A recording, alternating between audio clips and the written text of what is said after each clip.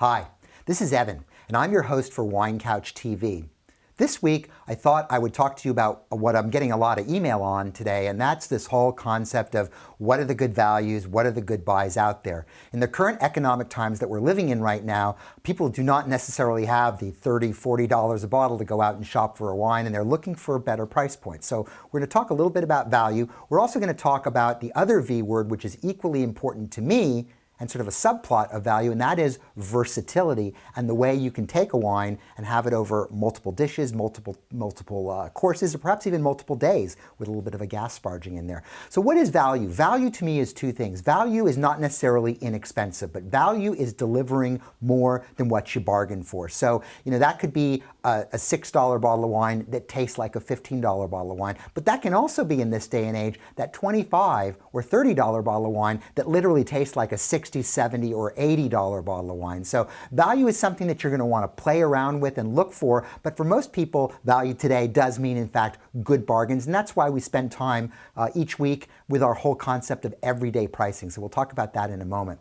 The concept of versatility to me is equally important because I want to be able to pick a wine that can go with not only a wide array of dishes, but perhaps over a period of time. So if I'm at home having a glass of wine and I don't feel like drinking the entire bottle by myself, I can actually sparge it, keep it for the next day, and have a different dish because I'm probably not going to eat the same meal the next day that I did that day, and ensure that the wine, personality-wise, has enough appropriate structure that it will go with a lot of different things. So I've selected two wines today which I think represent both value and versatility. So let's start with the wine that I brought first, which is a white.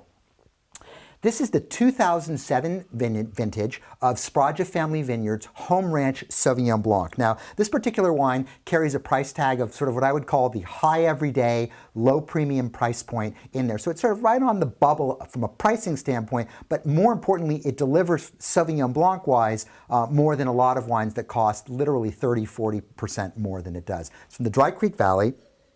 And right off the bat, I get this wonderful aroma of sort of grapefruit citrus, almost confit citrus. I get some nice olivey character of fruit.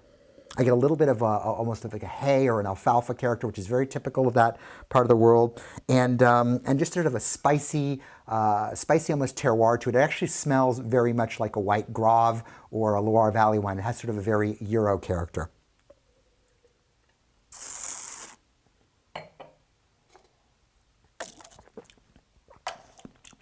On the palate, it's a lot about citrus, and it's a lot about slightly underripe tree fruits. I'm getting just a zinger of green apple. I'm getting, again, that sort of grapefruity, slightly lime character, but not in that sort of very classic bright citrus way. A little bit of complexity from the earth and the terroir, and it's a delicious wine. It has excellent structure. And I could see very well having this one night with a Caesar salad with a little bit of chicken on it, the next night with perhaps a filet of sole, and the next night even with some roast chicken. I probably wouldn't carry a wine over 3 nights. It would never happen in my house, but bottom line is the wine is versatile. From a value standpoint, as I said before, it delivers more than a lot of other Sauvignon Blancs do at that point, so I can check that one off the box. From a red standpoint, I brought today a 2003 Crianza bottling of a Rioja from Marques de Caceras. Now, Rioja is located in Spain. It's located in the north and, if I'm looking at my map, northeastern part of the country, closer towards the to the area as we get towards France. And it's made from a grape called Tempranillo, blended with a little bit of Garnacha and a little bit of Mazuelo, which is the Carignan grape. What I like about this wine is it's got that beautiful character of sort of ripe, bright cherry. It's got that wonderful sort of balsamico of curry powder and bay leaf and sage. It has bright acid. I can always get already a little bit of a prickle in my nose. And I love Tempranillo because it goes with such a range of dishes.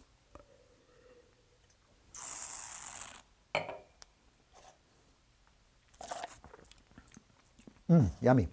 This wine has that sort of dried strawberry, cherry character, a little bit of marjoram, and like I said, just a hint of like sandalwood or curry powder, or something slightly exotic. Bright acid, medium body, and very soft on the tannins. Marques de Caceras wines are known for their approachability. They're also known for their great pricing. This particular wine is everyday and well smack dab in the middle of everyday pricing, so it represents a great value for money.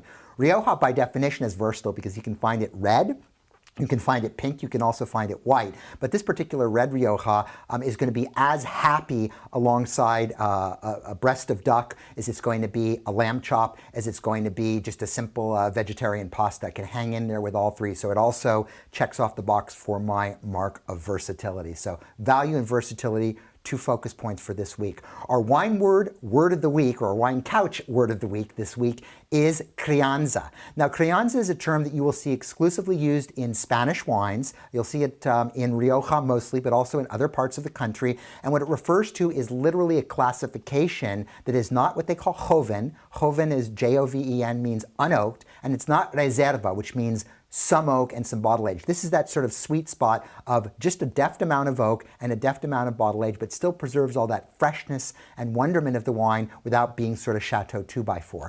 It's a delicious wine. It's the sweet spot from a value pricing, and if you ever go around to tapas bars in Madrid or in Rioja and places like that, it's usually the more premium offering there. So if you wanted to spend more than like €1 for a glass of wine, you'll probably get a nice Crianza or something like this.